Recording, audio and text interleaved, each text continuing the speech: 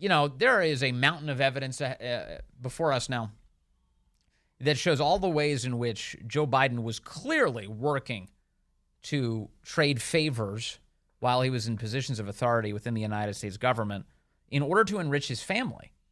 Endless evidence of that. And let's add another one to the pile.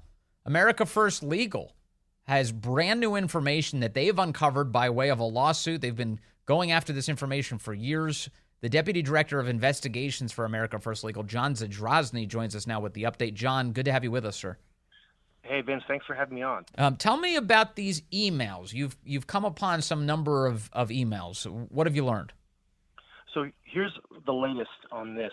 So we've been involved in some litigation as a result of our multiple FOIA requests to get into what was happening in the vice presidential office when Joe Biden was vice president with the National Archives and Records Administration, or NARA. And a lot of those requests basically were stiff-armed by the administration, which was not unexpected. And so we've since filed lawsuits against NARA and other administration agencies to get at this information. And in the course of our lawsuit, we have been able to get some documents thus far. But every now and then stuff happens at what's called a status conference, where the two parties are discussing what the future is for document productions. Basically, Vince, the bottom line is you only really get anything at that point once a court's involved. When administration refuses to give you documents, you file a lawsuit, you get in front of a judge, and the judge presides over the future rollout of documents. Well, what was determined by mutual agreement between the parties, between us and the government, under judicial supervision, was that there were tens of thousands of additional documents, meaning basically emails, between Office of the Vice President or OVP personnel and Biden family business interests. And we're talking tens of thousands, in excess of 29,000 broken among the various interests. I can walk you through them too. For emphasis, we don't have those documents yet. We just know the numbers. Yes. So just immediately, the thing that jumps out at me is this is yet again proof of Joe Biden lying about knowing about his, quote, son's business dealings. That's correct. And so in a world where he didn't know about this, he was grossly negligent in the management of OVP while vice president. And it doesn't fit with anything else we know that he wouldn't have known. Obviously, we think he knew. Here's what we know from what we've been able to agree upon. NARA has told us that it has 19,335 emails between OVP personnel and Rosemont Seneca, 4,243 emails between OVP personnel and Hunter Biden himself, 1,751 emails between OVP personnel and Jim Biden, the president's brother, and then another 3,738 emails between OVP personnel and Jim Biden's group, the Lionhole Group. So told, that's literally 29,000 emails between people in Biden's official capacity as vice president Yes. and Biden family business interests. What's interesting to me about the numbers you just read out is that there was more communication with the business organizations put together by the Biden family than there were with Biden family members directly. Yes, and that's very telling, too, especially because we've been told that there was no interaction. I mean, remember how the storyline has kept changing, Vince. First, it was the president never talks to his son about business. Then he doesn't talk to him about certain businesses. Then he's not aware of what's going on exactly, but he's never been in business with him. And this is an example of the changing goalposts. Yes. There are more emails with family business interests than with Hunter Biden and Jim Biden themselves, and that's just amazing. It is amazing. Go ahead. I'm sorry. Go ahead. Well, one of the latest excuses they've used in that goalpost shifting that you're talking about is to the extent Joe Biden was talking to these business partners, it was only about things like the weather.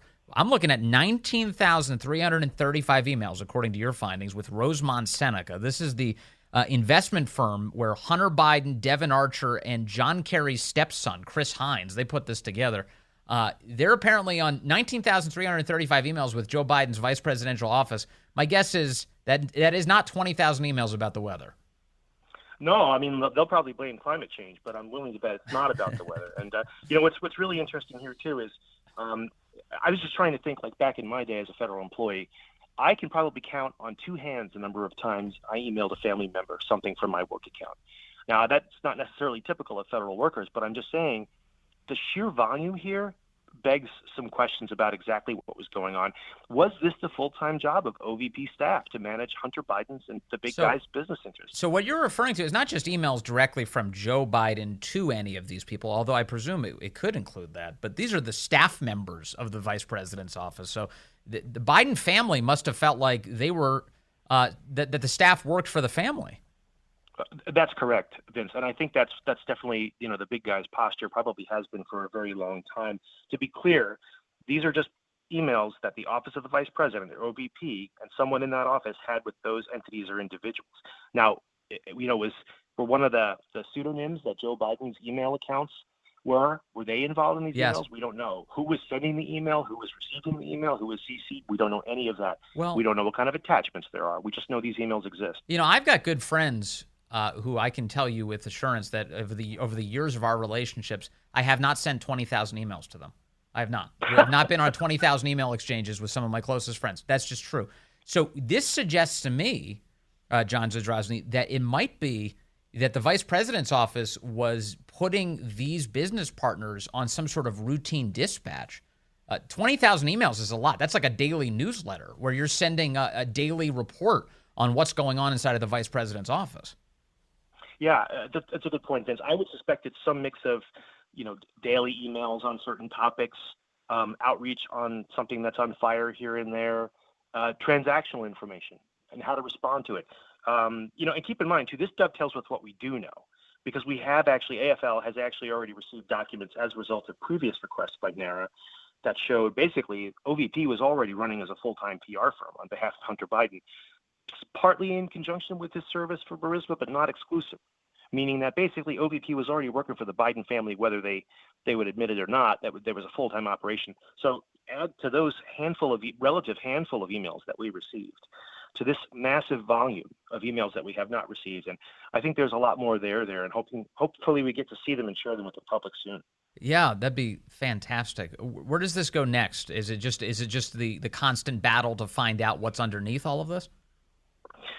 Basically, yes. So it comes down to, right now, some things we can't talk about because we are in front of a judge. And so a lot of this is based on mutual engagement with the government, the attorneys for NARA, and the judge. I think the basic way, though, it'll go is that at some point the judge will start saying, okay, well, the judge will make a determination regarding whether or not the documents are relevant. They may ask us to make some concessions in terms of scope. That's usually how these status conferences go. And then we produce joint reports saying what's going on and are we complying with court orders. And so it depends on how fast the judge wants to move. It depends on how fast, or rather, it depends on whether the judge thinks the government's making BS arguments about what should and shouldn't be turned over. As a result, just to flag this for you, you'll find this interesting. The numbers we came up with were a result of NARA basically saying, well, we want to find a way to narrow what we're going to turn over, and here's the total universe. And the total universe is basically 30,000 documents, which begs the question, well, what could we possibly pull out of this that wouldn't be relevant? So that's stuff that will be discussed between the attorneys and the judge. Yes. But it really there's a lot of there, and we don't really know the answers yet. But at least they admitted they exist. This is a far cry from the stiff arm we got from NARA and other agencies last summer, where they said they don't exist. One of the confusing features of this entire story, though, is why are they using official accounts to communicate with Biden family businesses? That strikes me as bizarre, especially given that Joe Biden was using pseudonyms while he was vice president of the United States to include things like Robert Peters and J.R.B. Ware and all of this. You would think that if they're doing something underhanded, they would try not to subject it to public disclosure. Well, that's a good point, Vince. The only counter I can give you is twofold. One is that these are lefties, and so they live in a world where there is never going to be pushback for being a lefty, no matter what corruption gets uncovered. Even now, they're saying this is no big deal when we all know it is a big deal, and it could just be sloppiness on their part. But I think the one other dimension to it is there could be sort of a proof of power element here. Like if you can show, like it's one thing to have a fake Gmail account for the vice president saying, no, I'm Joe Biden, even though that's not my name in the email, and I'm in charge, and I'll do this and this for you. Right. It's so much better to be able to forward an email from, at ovp.eop.gov to someone saying, look, this is real. We can make this happen. Yeah, that demonstrates access for sure. There's no question about that. Well, I got to say, I'm grateful to America First Legal for all of its great work and the fact that you just keep digging in on this. I think it's very worthwhile. I know people are frustrated constantly that it seems like we just get updates like this. It doesn't go anywhere. But the truth is you don't get the ammunition to bring it somewhere without great groups like yours. So John Zadrozny, thank you very much for digging in, sir.